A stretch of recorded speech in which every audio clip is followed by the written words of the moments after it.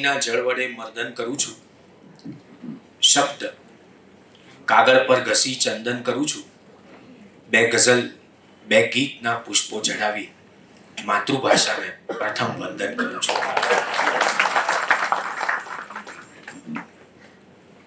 નવા વર્ષના નવા દિવસોમાં કેલેન્ડરના નવા વર્ષ પ્રમાણે મળી રહ્યા છીએ ત્યારે તમારું ઘર સારું ચાલે અને ઘરમાં તમારું ચાલે એવી શુભેચ્છાઓ તમને આપવી છે. મને ખૂબ ગમતું શહેર એ સુરત છે. સુરત આવું ત્યારે ગની દહીંવાલા યાદ આવે. સુરત આવું ત્યારે મરી સાહેબ પ્રગટ થાય. સુરત આવું ત્યારે ભગવતીભાઈની સૂક્ષ્મ આંખો અનુભવાય. સુરત આવું ત્યારે નયન દેસાઈની ઊંચાઈ ખબર પડે.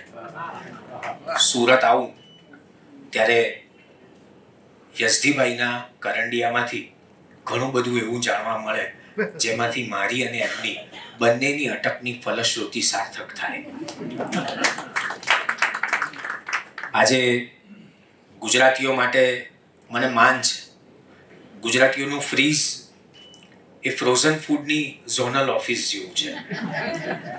કેટલુંક હું સમજીને બોલીશ, તમે વિચારીને આનંદ છો, કારણ કે આપણો વિષય છે આનંદનું ગણિત. ગુજરાતીઓનું ફ્રીઝ એ ફ્રોઝન ફૂડની ઝોનલ ઓફિસ જેવું છે. કોઈ પણ વસ્તુમાં આથેલું ઉમેરવાની આદત ગુજરાતી ઘરોમાં પહેલેથી છે. હળદરમાં આદુ ભળી જાય એમ દરેક આઈટમમાં ગુજરાતી ભળી શકે. ગુજરાતી તરત ઓળખાઈ જાય. અમદાવાદનો ગુજરાતી જુદો પડે, વડોદરાનો ગુજરાતી જુદો પડે, સુરતનો તો વળી સાવ નોખો પડે. એટલે જ હજી સુધી સુરતને ઓફિશિયલ રેડિયો સ્ટેશન નથી મળ્યું.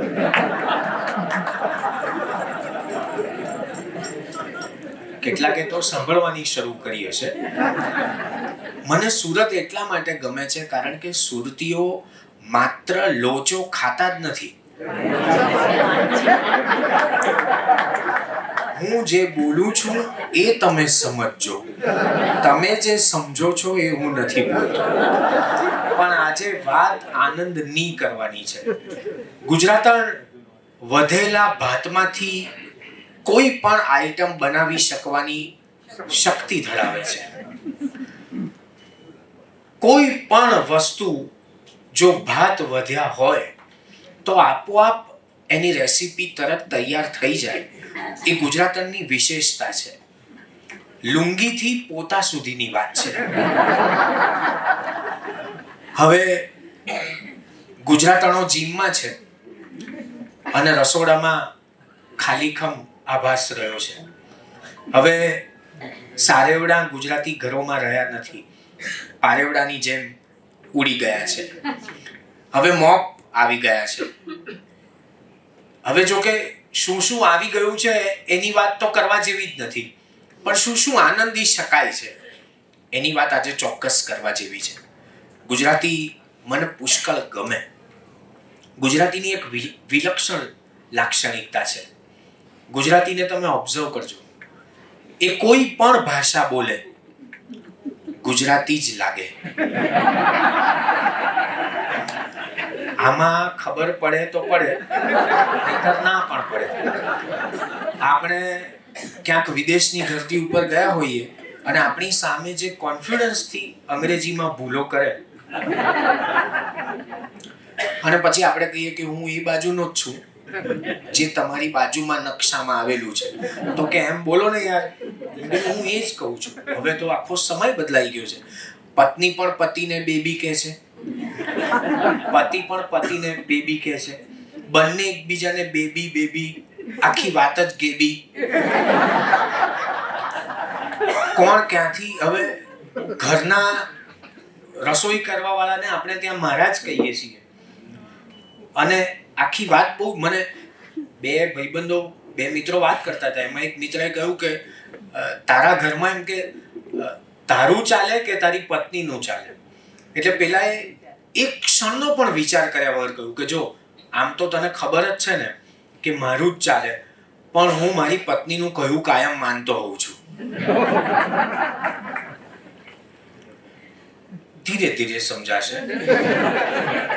ગણિતમાં આનંદ ઉમેરવો પડે એવું છે.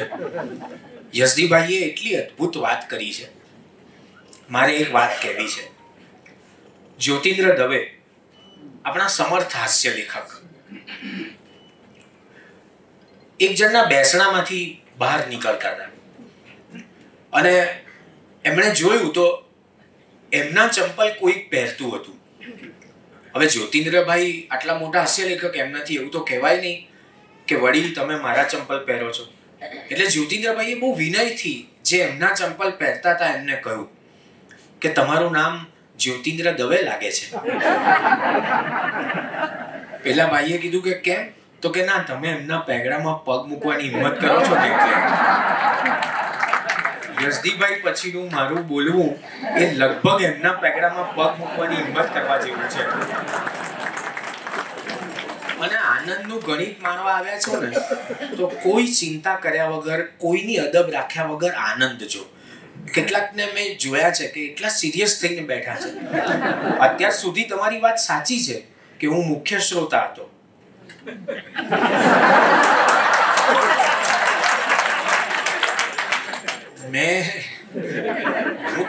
હું જે બોલું છું એ સમજજો. તમે જે સમજો છો એવું નથી બોલ્યો. હું અત્યાર સુધી મુખ્ય શ્રોતા હતો. હવે હું તમારી સાથે છું અને મારે આમને આમ મોજ કરાવવી છે તમને. કારણ કે આ જીવનમાંથી છે ને સહજતા ખોટી ગઈ છે. માણસને બધું જ મળે છે પણ સહજતા પચતી નથી. મને હમણાં 2 દિવસ પહેલા જ કોઈકે પ્રશ્ન પૂછ્યો ત્યારે મેં એમને કહ્યું, મેં કીધું મૂળ તકલીફ શું છે કે આજે દરેક માણસને બીજાથી કંઈક જુદા થઈને જ જીવવું છે. કોઈને એવું છે જ નહીં કે હું સામાન્ય જિંદગી જીવું ને એ પણ બહુ અસાધારણ વાત છે. હું બીજા કરતાં કેવી રીતે જુદો પડું એમાં ને એમાં મારો ટાઈમ એટલો બધો વેસ્ટ થાય છે કે એમાં ને એમાં હું બીજાને તો જુદો પાડી નથી શકતો, મારાથી જુદો પડી જતો હોઉં છું.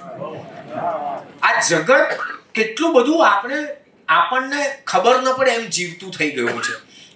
હું એવી વાત, હવે મને હમણાં એક સેમિનારમાં ડોક્ટર મિત્રો બેઠા હતા, એમાં કોઈકે પ્રશ્ન પૂછ્યો કે સિઝનનું ફ્રૂટ કયું કહેવાય.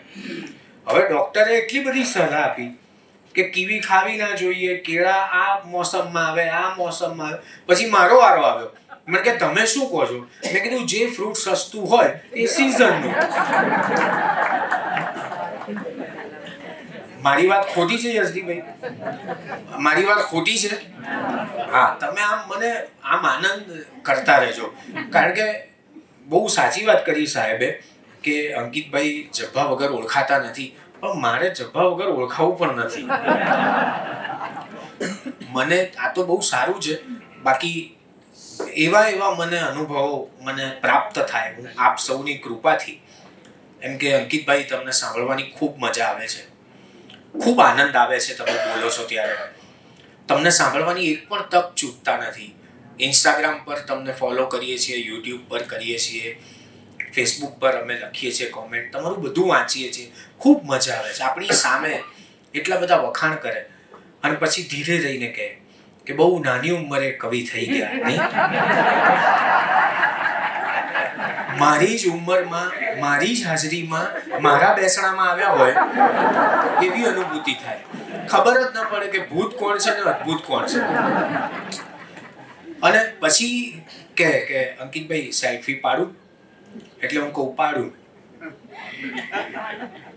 ગુજરાતી ભાષામાં અદ્ભુત શબ્દો છે. સેલ્ફી પાડું, સેલ્ફી પાડી, સેલ્ફી પાડો. હું જે બોલું છું એ તમે સમજો. તમે જે સમજો છો એ હું નથી બોલતો. એટલે હું કહું કે પાડું એટલે કે પાડો. પછી કે પાડી એટલે હું કહું બધું બરાબર છે. જે છે આંખો સામેનું સત્ય છે. આમાં બહુ આગળ જવા જેવું નથી. આપણને એટલા પ્રેમથી મને કે એક કાર્યક્રમમાં તો એવું થયું કે ભાઈ મને કે આખો કાર્યક્રમ સરસ રીતે એમણે માણ્યો, મને ગમ્યું કે ચલો આમણે મને એક રસ થઈને સાંભળ્યો, દાદ આપે, વન્સ મોર કરે, આ તે બહુ આનંદ થયો. પછી મને કહે કે હું પણ કવિ છું. મેં કીધું મેં દુકાન બંધ કરી છે હમણાં, હવે ફરી જબ્બુ ઉઘડશે ત્યારે જ ખુલે એમ છે. મને કે ના પણ મારી 2 પંક્તિઓ તો સાંભળવી જ પડશે. મેં કીધું ઈર્ષાદ. એમણે પહેલી પંક્તિ મને સંભળાવી, જન્મો જન્મની સખી આપણી પ્રીત. મને એમ થયું કે ઓહો, આ બસ હવે જે ઉમાશંકરે બાકી હતું એ કર્મ લગભગ આ કરીને જશે પૃથ્વી ઉપરથી. પંક્તિ પહેલી બહુ અદ્ભુત હતી, પછી સાંભળો, જન્મો જન્મની સખી આપણી પ્રીત, હું ગરોળી ને તું મારી ભીત. કાનમાં ધનુરનું ઇન્જેક્શન લેવું પડે એવી સ્થિતિ હતી. તમને આ હું જે કહું છું એમાં આનંદ તો આવે છે ને, કારણ કે આખી વાત જ આનંદના ગણિત ઉપર છે. હજી હું ગણિત સુધી તો પહોંચ્યો જ નથી, આનંદ સુધી પહોંચું થઈ રહ્યો છું. પણ તમે બધા ઉઘડું થાવ એના માટેનો આ મારો પ્રયત્ન છે. અને એના માટે તમે આમ સાવ મારી અદબ રાખીને આમ જ બેઠા રહેશો તો મને નહીં ખબર પડે કે મને એમ થશે કે તમે છાપું વાંચો છો, મને એમ થશે કે હું પુસ્તક વાંચું છું, ને આપણે બંને ગેરસમજમાં રહીશું. અને તોફાની છોકરાને સ્કૂલના સાહેબ ભણાવવા છે. 15-20 દિવસ પછી સાહેબે પૂછ્યું કે બેટા હું તને જે કંઈ ટ્યુશનમાં ભણાવું છું એમાં ખબર તો પડે છે ને? એટલે છોકરાએ કીધું સાહેબ સાચું કહું મને તો કંઈ ટપ્પો પડતો નથી, પણ તમારું પાક્કું થતું હોય મને વાંધો નથી. આપણું પણ એવું હોય તો મને સેટ પણ વાંધો નથી. મિલા કે તમને મજા પડવી જોઈએ, અને તમને મજા પડતી હોય તો એકવાર ખૂબ જોરદાર તાળીઓ ચેમ્બર ઓફ કોમર્સને નામ હોવી જોઈએ. કેટલી મોટી વાત છે સાહેબ. તમે વિચારો કે કોમર્સની આખી ઇન્ડસ્ટ્રી એક કવિને સાંભળે છે. આ 21મી સદીનો મોટો ચમત્કાર કહેવાય. મને તો બહુ આનંદ થાય છે. આ બહુ વર્ષો પહેલા યશદીભાઈ રમેશ પારેખનું સન્માન હતું, રાજકોટ નાગરિક બેંકે કરેલું, અને હું સંચાલન કરતો હતો. અને રમેશ પારેખનું સન્માન હતું ત્યારે મેં જાહેરમાં કીધું, મેં તો પહેલી વાર એવું છે કે કોઈ બેંક કવિનું સન્માન કરે છે. એવું સામાન્ય રીતે બેંક કવિના કાગળ જોઈને એમ કે તમે જે કાગળ પર લખો છો એ અહીંયા ચાલે એમ નથી, અને અમારે ત્યાં ચાલે એમ છે, અમારામાં તમને સમજણ પડે. મેં આ પહેલી વાર કોઈ બેંક કવિનું સન્માન કરે છે. મને આજે બહુ આનંદ થાય છે કે કવિને આવી અદ્ભુત રીતે બધા સૂર્યકોટી છે, એકલી કોટી નથી, બધા સૂર્યકોટી છે. એટલે મને એકવાર ખૂબ જોરદાર તાળીઓ એમને માટે વાળી છે. મને આનંદ એ વાતનો છે. અને હું આ એટલા માટે કહું છું કે આપણે બધા જે જીવીએ છીએ ને એની જ બહુ સહજતા છે. ઘણીવાર આપણને એમ થાય કે આનંદ ક્યાંથી મળે ને શું કરવું, ને પ્રશ્નો તો છે. વાસ્તવિક જીવનના પ્રશ્નો કંઈક જુદા નથી, અને કવિના પ્રશ્નો જુદા પ્રશ્નો હોતા પણ નથી. પણ જેને આનંદવું છે એના માટે તો કોઈ પ્રશ્નો જ નથી. આ જગતમાં પ્રશ્નો એને છે જેને પોતાના સિવાય પોતાની સાથે ના સહ અસ્તિત્વથી પ્રશ્નો છે. હું જીવું એનો વાંધો નહીં, પણ બીજોય મારા જેટલો આનંદમાં જીવે એની સામે વાંધો. આ પ્રશ્ન ત્યાંથી ઉપસ્થિત થાય છે. આ જગતમાં જે પ્રશ્નો, હું દુઃખી છું ને એને માટે ઈશ્વરને કોઈ ફરિયાદ નથી, પણ પેલા કરતા વધારે દુઃખી છું ને એને માટે ઈશ્વર જોડે મારી ફરિયાદ છે. આ જગતના પ્રશ્નો બહુ જુદા છે, અને આ જગતના પ્રશ્નો જુદા આપણને એટલા માટે લાગે છે કારણ કે આપણે જગતથી જુદા છીએ એવું ફીલ કરવામાં જિંદગીના વર્ષો કાઢી નાખ્યા છીએ. મને ઘણા પૂછે, મારી બાજુમાં બેઠા હોય, મને કે પેલો આપણા વિશે શું વિચારતો હશે? મેં કીધું એ જો આપણે જ વિચારવાનું હોય તો એ શું વિચારશે? એટલું તો એમની ઉપર સોંપીએ. મને ઘણા પૂછે છે, મને કે અંકિતભાઈ આ તમને જે સૂઝે છે એ બહુ કમાલનું છે. કવિ તરીકે એમ કે આવી વીટ બહુ ઓછા લોકોમાં હોય છે. મેં કીધું આમાં અમે તમને જે સૂઝે એવું લાગે છે ને એમાં અમે સૂજી જઈએ છીએ. તમે બહુ દૂર સુધી જતા નહીં. પણ આ સહજતા છે. આનંદ ક્યાંથી મળે? જેને જો સાક્ષી ભાવ આવડી જાય. હું હમણાં થોડાક દિવસો પહેલા મારી ગાડી અને ડ્રાઈવર ક્યાંક ગયો હતો અને મારે ક્યાંક જવું હતું. એટલે મને કહે સાહેબ કલાકમાં આવું છું, બસ પહોંચતો જઉં. મેં કીધું ના તું તારું કામ કર, હું મારું કામ કરું છું. હું રિક્ષામાં બેઠો, બહુ હમણાં તાજેતરનો જ છે. હવે રિક્ષામાં બેઠો, પછી મેં એને કીધું કે આપણે જવું છે આ જગ્યાએ, લઈ જા દોસ્ત. હવે રિક્ષા ચાલુ થઈ. હવે અમદાવાદ અદ્ભુત શહેર છે, ખુમારી વાળું શહેર છે. રિક્ષા વાળો કોઈ દિવસ ડાબી અને જમણી બાજુ માટે હાથ બતાવતો જ નથી, સીધો પગ બતાવે છે. હવે એની વચ્ચે હું રિક્ષામાં, એ પગમાં, હું લગભગમાં. પરિસ્થિતિ અને ટ્રાફિક સિગ્નલ પર રિક્ષા ઊભી રહી લાલ લાઈટ ઉપર. હવે ગાડીમાં, એની રિક્ષામાં મુકેશજીનું ગીત મોટા અવાજે વાગે, પણ રિક્ષાનો અવાજ બહુ અદ્ભુત. એટલે ના મુકેશજીમાં મેળ પડે, ના આગળ રસ્તામાં મેળ પડે. એટલે આપણાથી ટ્રાફિક સિગ્નલ પર ઊભા હતા એટલી 16-17 સેકન્ડ મળી. એટલે મેં એને પૂછ્યું, મેં કીધું કે રિક્ષા સર્વિસ કરાવવાની થઈ લાગે છે. એટલે મને લગભગ ગુસ્સે થતા હોય એમ પૂછ્યું, તમારે શું કામ છે? મેં કીધું ના, રિક્ષાનો અવાજ અને મુકેશજીનો અવાજ એકબીજા સાથે સ્પર્ધામાં ઉતર્યા હોય એવું લાગે છે. પછી એને મને જે જ્ઞાન આપ્યું, એને મને કીધું ચૂપચાપ બેસો, હમણાં તમારી જગ્યા આવશે. આ જગતમાં બધાના પ્રશ્નો હોય જ છે. નરેન્દ્ર મોદીને ભારત વિશ્વગુરુ બને એના પ્રશ્નો છે, રાહુલ ગાંધીને કોંગ્રેસની 2 સીટ વધારે આવે એના પ્રશ્નો છે, મારી રિક્ષાને મારા પ્રશ્નો છે. પણ બધાના પ્રશ્નોમાં મને મારા પ્રશ્નોની ખબર હોવા છતાંય હું મુકેશજીને સાંભળું છું. એ મારો જવાબ છે કે નહીં? તમે શેની ચિંતા કરો છો? મેં કીધું દોસ્ત, હું ખરેખર તારી રિક્ષામાં નથી બેઠો, હું તારા રથમાં બેઠો છું. મને એવું લાગે છે તે મને જે આ જ્ઞાન આપ્યું કે આપણે શું કરવા પડવું જોઈએ. જો આનંદ જ મેળવવો છે તો આ જગતમાં આનાથી વધારે આનંદ બીજો, સાહેબ, આપણને ઘણા ભ્રમ આપણે જાતે કેળવેલા હોય છે, આપણે ઊભા કરેલા હોય છે. હું ફ્લેટમાંથી નીચે ઉતરું એટલે હું કાયમ લિફ્ટમાં પણ કોઈ હોય. હવે તો એ સભ્યતા રહી નથી આપણે ત્યાં, યશદીભાઈ. ન બોલાવવું એ સભ્યતા થઈ ગઈ. હવે હું જુદો છું એટલે હું તરત પૂછું લિફ્ટમાં કોઈ હોય તો, શું ચાલે છે, કેમ છે? કોઈ નીચે બેઠું હોય તો હાથ ઊંચો કરવું, આમ તેમ. સ્વભાવગત બધા લક્ષણો છે. કોરોનાના સમયમાં તો લોકો નીચે ઊભા રહેતા હતા ત્યારે હું નીચે ઉતરીને જાઉં કે અત્યારે મારા કરતાં તમારું સ્વાસ્થ્ય અગત્યનું છે અને તમે મને જોઈ જ શકો છો. તો થોડાક દિવસો આપણે આપણી એકબીજાની ગેરહાજરીની હૂંફ ન આપીએ તો એ લોકો સમજતા હતા. હું નીચે જઈને કહું, કારણ કે ગુસ્સે થવાથી કોઈ ફાયદો થતો નથી. ગુસ્સે થવાથી તમે એક વાત યાદ રાખો કે તમારે વધારે બોલવું પડે છે, અને જેને અસર થવાની છે એને તો જો શાંતિથી બોલ્યા હોત ને, એની અસર થઈ હોત. ગુસ્સાની અસર ક્યારેય થતી જ નથી. એટલે શાંતિથી જેટલા જવાબો મળે ને, અને શાંતિથી જ ક્રાંતિ થઈ છે, ગુસ્સાથી કશું થયું જ નથી. આ જગતમાં શાંતિથી જે ક્રાંતિ થઈ છે ને, એટલી બીજે ક્યાંય નથી થઈ. પતિ અને પત્ની વાત કરતા હતા, એમાં પત્નીએ સવાલ પૂછ્યો કે ડાર્લિંગ, તું મને ખરેખર આટલો બધો પ્રેમ કરે છે? ડાર્લિંગ, તું મને ખરેખર આટલો બધો પ્રેમ કરે છે? 5-10 વાર પત્નીએ પતિને એક જ પ્રશ્ન પૂછ્યો કે ડાર્લિંગ, તું મને ખરેખર આટલો બધો પ્રેમ કરે છે?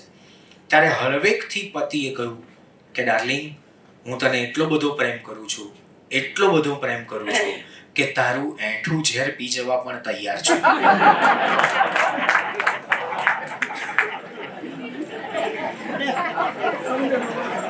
શાંતિથી, ખૂબ શાંતિથી, ઉતાવળ ના કરતા. અને આનંદ આવે તો આનંદ જ કરજો. કારણ કે બીજો આ જગતમાં મને ખબર જ નથી કે આ આનંદનો કોઈ બીજો પર્યાય હોય. હું આમ મળું, ઉતરું એટલે પૂછું. હવે આપણે કોક દિવસ તો બેફામ સાહેબની ગઝલ જેવું થાય, કોઈને જે અમસ્તું પૂછ્યું કેમ છો, એણે આખી કવિતા સુણાવી દીધી. મેં એક ભાઈ રોજ બેસે ત્યાં, એમને હું રોજ હાથ કરીને જઉં, રૂપિનભાઈ રોજ, એ રોજ મને હાથ કરે. હવે એક દિવસ એમની એવી ઈચ્છા થઈ કે આમને મારે કહેવું જોઈએ. હું નીચે ઉતરતો હતો, મેં કીધું વળી બધું બરાબર છે? મને કે શું બરાબર છે? ફ્લેટમાં એમ કે સવારે 5 વાગે પાણીની મોટર બંધ થઈ, બધાને જાગવાનો ટાઈમ, ઇલેક્ટ્રિશિયનને ફોન કરું, ઇલેક્ટ્રિશિયન આવે નહીં, ફ્લેટના મેમ્બરોને ફોન કર્યો, મેમ્બરો ફોન ઉપાડે નહીં. હું એના ઘરે ખાડિયા ગયો, અમદાવાદનું એક સ્થળ છે ખાડિયા, કે હું એના ઘરે ખાડિયા ગયો. હવે વિધિની વક્રતા જુઓ, મારે ખડિયાની વાત કરવાની, એ ખાડિયાની વાત ઉપર. હવે મને કે એ ખાડિયા ગયો, ત્યાં એ હતો નહીં. પછી મેં એનો નંબર લીધો, એના બીજા ઇલેક્ટ્રિશિયનને બોલાવ્યો, પાણીની મોટર ચાલુ કરી, છતાંય કોઈએ મારો આભાર માન્યો નહીં. ફ્લેટમાં એક માણસ એવો નથી કે જે બરાબર જીવતો હોય. ફ્લેટના કોઈ સભ્યોને એકબીજા માટે માન નથી, કોઈને કોઈની કશી પડી નથી. અને પછી એક વાક્ય બોલ્યા, એમાં મારા માટે તો આખી ગીતાનો સાર હતો. મને કે કોઈને કોઈની કશી પડી નથી, આ તો તમે કવિ છો ને એટલે આટલું કીધું.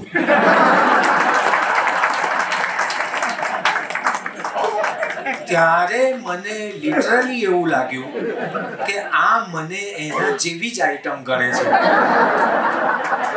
એને એટલું જ છે કે આ બી મારા જેટલો જ નવરો છે, ખાલી આ રોજ જબ્બા પહેરી બહાર નીકળે છે એટલું જ. બાકી છે તો મારા જેવો જ.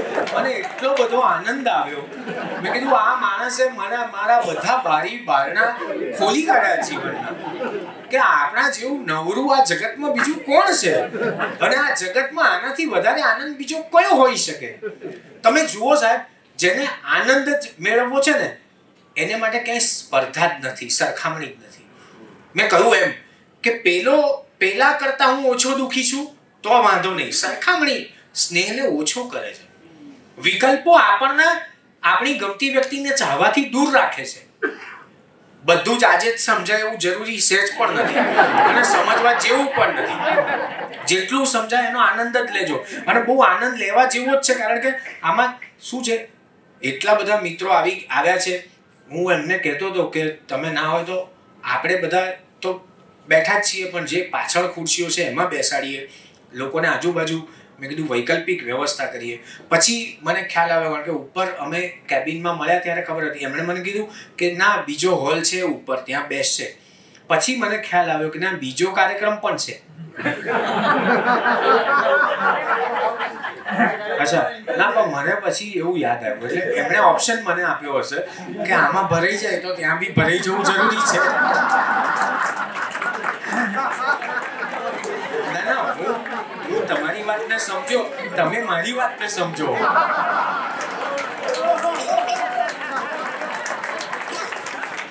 મારી વાતને 100% સમજો, પણ હું તો આનંદ કરું છું. તમે સિરિયસલી ના લો.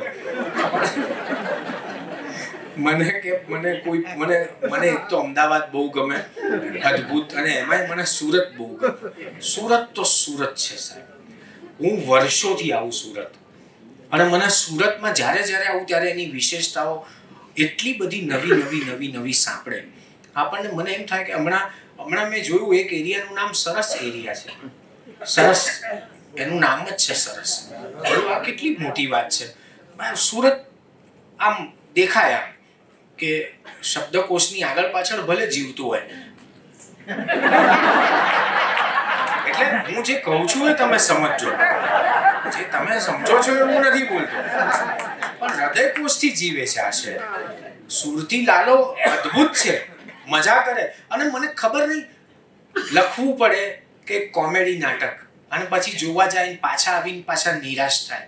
તમે ગયા જ છો હસવા, તો પછી એ નાટક જ હતું, એમાં કોમેડી છે કે નહીં એ વિકલ્પ વિચાર્યા વગર એમાં હસવું આવે એવી કેટલી બધી ક્ષણો હતી. અરે હસવું જ જરૂરી નથી, કેટલીક વાર આનંદ અંદરથી આવતો. બીજું, તમે આનંદને વહેંચો છો ને ત્યારે આનંદ રહેતો જ નથી.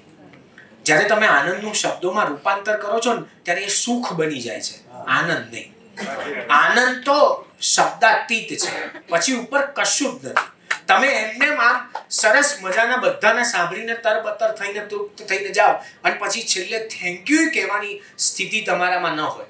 તમે આ ક્ષણ પછી એટલા ધરાઈ ગયા હોય કે પછી માત્ર તાળી હોય, પછી માત્ર મૌનનો સ્વર હોય. હું તો ત્યાં સુધી હમણાંથી બોલું છું કે મૌનમાં જરૂર શેની છે? મૌન આવ્યું ત્યારે જ્યારે શબ્દ હતો.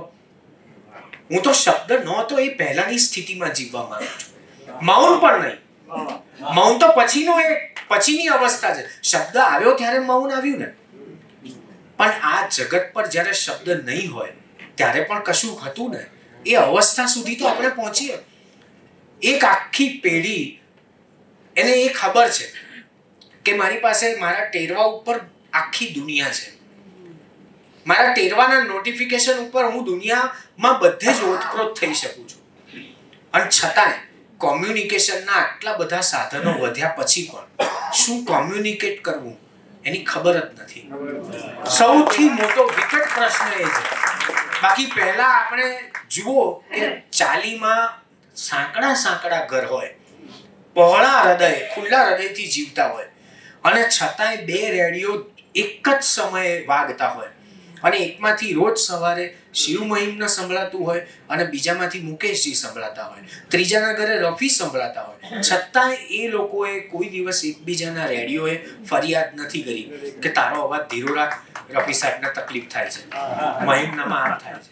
અને આજે એક જણ પણ સરખી એક રીલ પણ જો બરાબર જોતા હોય, પોતે જ સેવ કરી હોય એવી કેટલીય ફાઇલો મોબાઈલમાં હશે કે જે આપણે છેલ્લા 3 વર્ષથી જોવાની બાકી હશે, કે હું પછી જોઈશ, ટાઈમ મળશે ત્યારે, અત્યારે સેવ કરી લો. એ સેવનો ડેટા ભરાય છે, પણ આપણો બાયોડેટા આનંદથી ઉમેરાતો નથી. આપણને આપણી સેવ કરેલી ફાઇલ ડિલીટ કરવાનો ટાઈમ નથી કે મેં આ જોઈ લીધી છે ને હવે હું એને મૂકી દઉં. આટલા બધા મોબાઈલમાં ફોટા લોકો પાડે છે, આટલા બધા 252 GB ને ફલાણા GB ને આટલા બધા. મને એમ થાય કે એક ફોટો સમય પર મળતો હોય તો મને એક માણસ અહીંયા ઊભો થાય, હું એને પ્રામાણિક રીતે દંડવત કરવા તૈયાર છું. કાયમ મારી પાસે છે, હું શોધી આપું છું, મારી પાસે છે, હું અને પછી છેલ્લે ક્યાં શોધે? ઇન્સ્ટાગ્રામ ને ફેસબુક ઉપર જે અપલોડ કર્યા હોય ને એ જ મળે, પણ જે સેવ કરીને રાખ્યા હોય ને એ ક્યારેય એકમેવ થાય જ નહીં, એ ક્યારેય મળે જ નહીં. આનંદ સેવ કરવા જેવો છે જ નહીં, આનંદ અપગ્રેડ થવા જેવો છે, આનંદ વર્તમાનમાં છે. અને હવે વાત નીકળી જ છે એટલે કહી દઉં કે જો આનંદ ગણિત છે તો મને એમાં રસ છે, કારણ કે હું ગણિતનો વિદ્યાર્થી છું, હું કોમર્સનો વિદ્યાર્થી છું, હું ભણ્યો છું કોમર્સ. પણ મારામાં ને વિનોદ ભટ્ટમાં બહુ સામ્યતા છે. વિનોદ ભટ્ટનું સન્માન હતું, હું સંચાલન કરતો હતો ત્યારે સન્માનનો પ્રસંગ એવો હતો. વિનોદ ભટ્ટ, યશદીભાઈ તમે ઓળખો, આપણા દાદુ VJ હું એમને વિનોદચંદ્ર જસવંતલાલ ભટ્ટ VJ આ 3 શબ્દોથી બોલાવતો, અક્ષરોથી બોલાવતો. એટલે એમણે મને જાહેરમાં પણ કહેલું કે મને VJ ના નામે 2 જ જણા બોલાવે છે, એક હતા એક છે, પહેલા મારા સસરા હતા, બીજો આ અંકિત છે, એવું કહેતા. વિનોદ ભટ્ટ યાદ આવ્યા છે યાર, યાદ કરું ને, યાદ આવે તો કરું ને. તો આ નવા વર્ષમાં એમના સુધી તાળીઓ તો, વિવેક અને આનંદ બંને હોય તો એમના સુધી પહોંચવું જોઈએ. એ જ્યાં હોય ત્યાં મને હું ફોન કરું એમને, મેં હું પૂછું દર અઠવાડિયે 2-545-2700 એમનો નંબર યાદ છે મને. કેટલાક નંબરો સેવ નથી થયા, હૃદય પર અંકિત થયેલા. હું ફોન કરું, પૂછું, એટલે મને કે શું ચાલે છે. હવે અમે એમની સ્કૂલે એમનું સન્માન રાખેલું, હું સંચાલન કર્યો. હવે સ્કૂલના બધા શિક્ષકો બેઠા હતા, વિનોદ ભટ્ટનું સન્માન. હવે બધાને વારાફરતી બુકે આપવાનું હતું, તો બુકે આપવાનું શરૂ થયું. હવે એમાં વિનોદ ભટ્ટને બુકે આપવા માટે મેં વિનંતી કરી કે સ્કૂલના ભૂતપૂર્વ શિક્ષિકા વિદ્યાબેનને વિનંતી કે વિનોદ ભટ્ટનું પુષ્પગુચ્છથી સ્વાગત કરે. હવે સમહાઉ એ દિવસે વિદ્યાબેન ગેરહાજર હતા, એટલે એમની જગ્યાએ કોઈક બીજાએ પુષ્પગુચ્છ આપ્યું. એ ઊભા થયા બોલવા, એટલે મને કહે છે, અંકિત તે જોયું, મારા જીવનમાં હજી સુધી વિદ્યા આવી જ નહીં.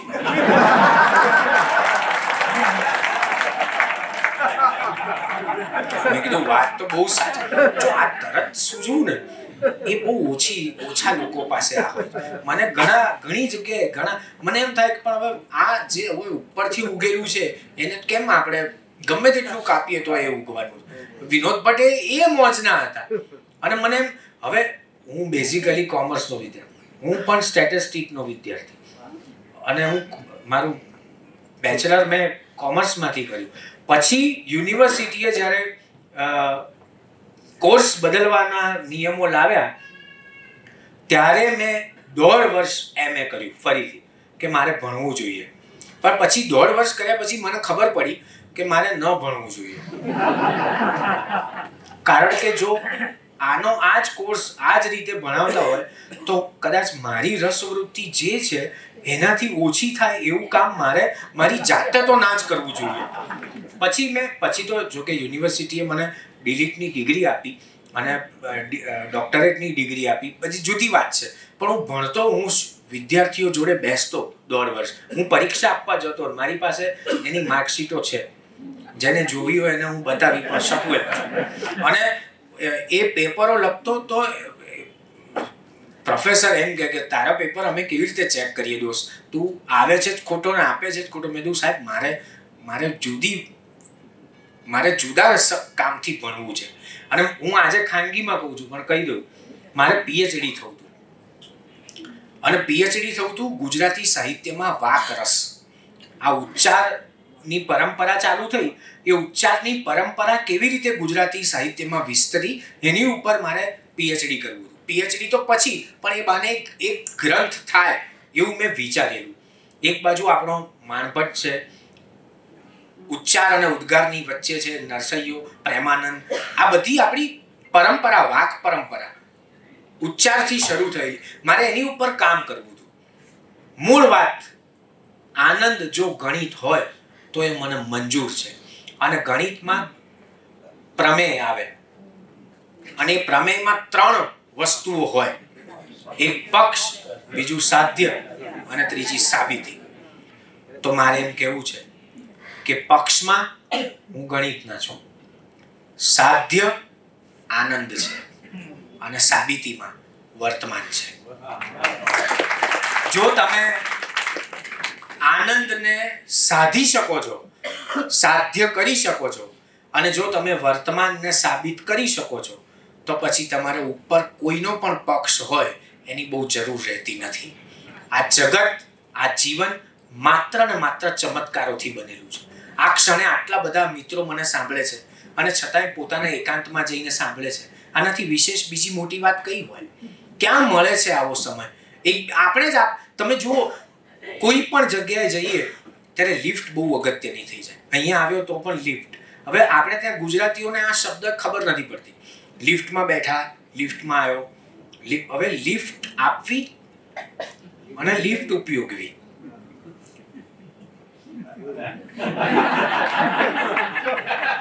હું જે બોલું છું એ તમે સમજો. એ બે ભિન્ન શબ્દો છે. હવે લિફ્ટમાં ઊભા રહેવાનું હોય છે, છતાંય આપણે કહીએ છીએ કે લિફ્ટમાં બેસે છે, બસ આવે જ છે. આ શબ્દો, ભાષા પ્રયોગ બહુ જુદા છે, પણ એની ક્રિયામાં આપણને જો રસ પડે ને તો એ શબ્દો આપણને ન્યાલ કરી નાખે. એવો એક શબ્દ છે હાલરડું. આપણે બધા જ કહીએ કે હાલરડું, મમ્મી બહુ સારું ગાતી હતી. દરેકની મમ્મી હાલરડું સારું જ ગાતી હોય. સારું હાલરડું ગાવા માટે લતા મંગેશકરનો કંઠ જરૂરી નથી, પણ આપણી મમ્મી ગાય ને એ સારું હોય. હવે હાલરડું શબ્દ કેવી રીતે બન્યો? દીકરો કે દીકરી બહુ રડતા હોય, એના માટે આપણે ત્યાં એક ફ્રેઝ છે, રડવા ચડ્યો છે. ત્યારે એની મમ્મી એને રડતા રડતા એના ખોળામાંથી ઘોડિયામાં મૂકે અને ઘોડિયામાં હિંચવતા એમ કહે કે હાલ હું રડું. એમ સર્જાયું હાલરડું. આ પ્રક્રિયા છે આનંદની. આ તરબોળ કરે છે શબ્દ. ક્યાંથી આવે છે? મને એક કિસ્સો છે. હીરાબેન પાઠક, આપણા બહુ અદ્ભુત સાહિત્યકાર, રાવી પાઠકના પત્ની. રાવી પાઠક એટલે ઉત્તુંગ શિખર સાહિત્ય. પાઠક સાહેબ વિદ્યાપીઠમાં પ્રાધ્યાપક, અને હીરાબેન એમનાથી ઓછી ઉંમરના. પાઠક સાહેબ તો ડબલ ઉંમરના. પ્રેમમાં પડ્યા. પાઠક સાહેબે કીધું કે હું તો ગાંધી વિચારમાં માનું છું, તમે તો મિલ માલિકના છોકરી છો, અને ગાંધી વિચાર સાથે તો ખાદી જોડાયેલી છે. હીરાબેન એક ક્ષણનો વિચાર કર્યા વગર મિલ માલિકની છોકરીએ સિલ્કની સાડી છોડી અને સીધી જ સૂતરની, ખાદીની સાડી પહેરી લીધી. પછી પૂછ્યું પાઠક સાહેબ કે હું તમારા કરતા વૃદ્ધ છું, વહેલો જઈશ, તમે શું કરશો? ત્યારે એમણે કીધું કે એ તમારો પ્રશ્ન નથી, એ મારો પ્રશ્ન છે. જીવવું છે અત્યારે વર્તમાનમાં. અને પછી પાઠક સાહેબ ગયા. પછી હીરાબેન સૌભાગ્યના જે સૌંદર્યના લક્ષણો હોય એ બધા કરતા. એટલે કોઈકે પૂછ્યું એમને કે હવે પાઠક સાહેબ નથી ત્યારે તમે આ બધા શણગાર કેમ કરો છો? ત્યારે એક ગુજરાતી સ્ત્રી આપે એવો એમનો જવાબ હતો. એમણે એમ કીધું કે એ નથી પણ એમનું સાહિત્ય તો છે ને. આ ખુમારી, આ આનંદ, આ ગણિત એ બહુ અગત્યનું છે. જીવનમાં આપણે શું કમાયા? સાહેબે બહુ સાચું કીધું. કરોડો રૂપિયા જરૂરી જ છે, હું ના કહેતો જ નથી, સહેજ પણ નથી કહેતો, પણ માત્ર રૂપિયાથી જીવનનો આનંદ નથી કમાઈ શકાતો. એવા ઘણા કિસ્સાઓ હું તમારી આજુબાજુ આજે પણ મારા જીવનમાં બનેલા કહી શકું કે જેની ઉપર આપણને એમ થાય કે આ આનંદ જ છે. આજે રોકડા ને ઉધાર કાલે. અવિનાશ વ્યાસ તો સદીઓ વર્ષો પહેલા કહી ચૂક્યા. એ ગીતોને આપણે બરાબર માણ્યા નહીં એ વાત બહુ જુદી છે. મારે આટલું પાટણથી પટોળા મોંઘા લાવજો, એનાથી ખબર પડતી કે ગયા છે પાટણ જ ને. અને બીજું ગયા જ છે તો સરખું લઈને આવે, પાછા ત્યાંથી ગમે તેવું લાવે એના કરતા કહી દેવું કે મોંઘા જ લાવજો. અને આપણે ત્યાં તો હાજરી પુરાવાનો રિવાજ છે. ક્યાં છો? મંદિરે. ઘંટ વગાડો તો. બંને પક્ષે છે આમાં, બહુ એક પક્ષે બહુ થવાની જરૂર નથી. જે છે એ તો છે, એ તો છે જ. એ આપણે ત્યાં આ બધું હતું યશદીભાઈ. આપણી ગુજરાતણોનું મંગળસૂત્ર, સેથીનું સિંદૂર, આપણી સાડી, ગુજરાતી સાડલો. કેટલાકને હજી આજે સાચો ઉચ્ચાર નથી આવડતો. આપણો ગુજરાતી સાડલો હતો. હવે એ બધું ભૂંસાઈ ગયું છે, કારણ કે ઘનફળ અને ક્ષેત્રફળ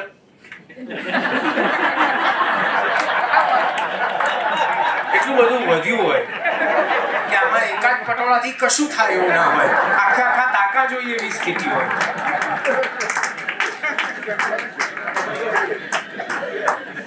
એટલે ટૂંકમાં હું તમને સમજાવું કે એટલો બધો ઘેરાવો હોય કે ઘેર આવો. ફરીથી સમજાવું. એટલો બધો ઘેરાવો હોય કે ઘેર આવો. ફેર છે ઘેરાવો અને ઘેર આવો. આજે આ બધું આપણે ત્યાં હતું. હવે તો શું છે, આ બધું રહ્યું નથી.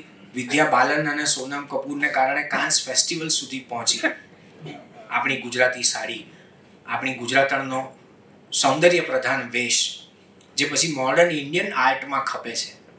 અને આપણી ગુજરાતણને હવે ડ્રેસ પહેરવો છે. એક તો ભૂગોળમાં ભારે અને જીન્સ પહેરે એટલે પાવાગઢને પેન્ટ પહેરાવ્યો એવી ફીલ આવે. ખબર જ ના પડે માતાજી ચાચરના ચોકમાં છે કે ગબ્બરના ગોખમાં છે. શોધ્યા જ કરવું પડે. તાળી વગાડો, પોતાના માટે વગાડો, મારા માટે નહીં. આ આનંદ છે. હવે આને હું કેમ સમજાવું કે આ છે? આને હું કેવી રીતે સમજાવું કે આમાં જ મળે છે? હું તો આ નિત્ય આ ક્ષણે તમારી સાથે વહું છું, એમાં મને આનંદ આવે છે. આની કોઈ રેસીપી જ નથી. અને જે લોકો રેસીપી શોધવા જાય છે ને એમને નમ્ર વિનંતી કરું છું કે રેસીપીમાં આનંદ નહીં મળે. મને એક સ્કૂલના બહુ મોટા સંચાલકે કહ્યું મને કે તમે પેરેન્ટિંગનું પુસ્તક કેમ નથી લખતા? મેં કીધું એનું કારણ છે કે જે સારા માતા પિતા હોય એ જ પુસ્તક વાંચવાના છે. તમારી વાત સાચી છે. મેં તો હું 100%, કારણ કે જે સારા હોય એ જ પુસ્તક ખરીદશે ને. જેને ખરેખર માતા પિતા સારા થવું જ નથી એને તો ખબર જ છે કે આ બધું વાંચવાથી કઈ નહીં થાય, છોકરો એમ તે મોટો થશે ને આપણે આપણું કામ કરીએ. સારા માતા પિતા એ તો વાંચવાની જરૂર જ નથી. જે સારા નથી એ વાંચવાના જ નથી. બે વચ્ચે સેતુ કેમ થવું? આ ઘણી બધી બાબતો એવી છે જેમાં આપણને એમ થાય. મને ઘણા પૂછે છે, હું એને મારી મોજના જવાબ આપું. એ સમય હતો. હવે તમે વિચારો, એક વેવાઈએ બીજા વેવાઈને ફોન કર્યો, મારી સામે બનેલી કે ક્યાં પહોંચી જાન? પેલા કીધું બસ હવે ઉપડવામાં જ છે. વેવાઈએ સામેથી ફોન પર કીધું ભાઈ હસ્તમેળાપનો સમય જતો રહેશે. કે પણ કરીએ શું, ફોટોગ્રાફર આવે છે હજી તો. હવે કોણ અગત્યનું છે બોલો? હવે મેં એવા ફોટોગ્રાફરને જોયા છે યશદીભાઈ, કાર્યક્રમમાં ગાયકો ગાતા હોય, હું સંચાલન કરતો હોઉં, ફોટોગ્રાફર ફોટા પાડતા હોય, એણે જ ભરાયેલી લાઈટોમાં એનો જ પગ ભરાયો હોય. અને જેનું ગીત વન્સ મોર થવાનું હોય એ બાજુ પર રહી જાય અને 10-15 જણા ફોટોગ્રાફરને ઊભા કરવા માટે ત્યાં આગળ આવ્યા. પછી આખો કાર્યક્રમ પાછું એ એટલો કોન્ફિડન્સથી જવાબ આપે કે મારે તો આ રોજનું છે, તમે ચિંતા ના કરો. એટલે આપણી ચિંતા ખરેખર વધી જાય કે આ ફરી પડશે તો પાછું આખો માહોલ કાર્યક્રમનો બનાવેલો છે એ પાછો નીચે ઉતરી જશે. હું કેમ સમજાવું આમને? પણ આની આ મજા છે, આ જીવનનું ગણિત આમાં જ છે કે જે હવે હું ખાનગીમાં તમને કહું કે મને શાક લેવાનો બહુ શોખ. હું અઠવાડિયે શાક લેવા જાઉં અને શાક લેવા જવું ત્યારે તો ઓબ્વિયસ છે કઈ જભો લેવો પહેરી જવાય નહીં. એટલે આપણી જુદી ઓળખાણ. હવે હું 15-20 દિવસ ઘણીવાર પ્રવાસોમાં આવું તો ના લેવા ગયો હું, તો એ જે શાકવાળીઓ છે એ મારી જોડે સંવાદ કરે ને, એમાંથી મને જે કવિતાઓ મળે ને, જે સાહિત્ય મળે એ મને સૌથી નજીકનું સાહિત્ય. એને કોઈ લેવા દેવા ના હોય. મારો ડ્રાઈવર મારી જોડે હોય, થેલી પકડીને આવતો હોય, હું થાકી જઉં ત્યારે એ પકડે, એ થાકી જાય ત્યારે હું પકડું, આમ અમારું ગાડું આગળ ચાલે. એ શાકવાળીઓ મને જે કહે ને એ એમ કે કેમ સાહેબ માંદા પડ્યા હતા? 15-20 દિવસે ગયો હું બહારગામ, તો એ એવું ના પૂછે કે તમે બહારગામ હતા. એને તો પહેલો પ્રશ્ન એ જ થાય કેમ સાહેબ માંદા પડ્યા હતા? એટલે હું કહું કે ના માંદો નતો પડ્યો પણ ભૂખ ઓછી લાગતી હતી. પછી એ મારી સાથે વાત કરે, જે શાક ના હોય એ બીજી શાકવાળી પાસેથી લાવી આપે. મને મારો ડ્રાઈવર પૂછે કે તમને આ શાકવાળીઓ કોઈ બેનપણીઓ નથી મળતી, તમને આ શાકવાળીઓ જોડે તમે ચા પીવો છો? મેં કીધું શંકર, આ મારી ષષ્ઠી પૂર્તિનું રો મટીરિયલ છે.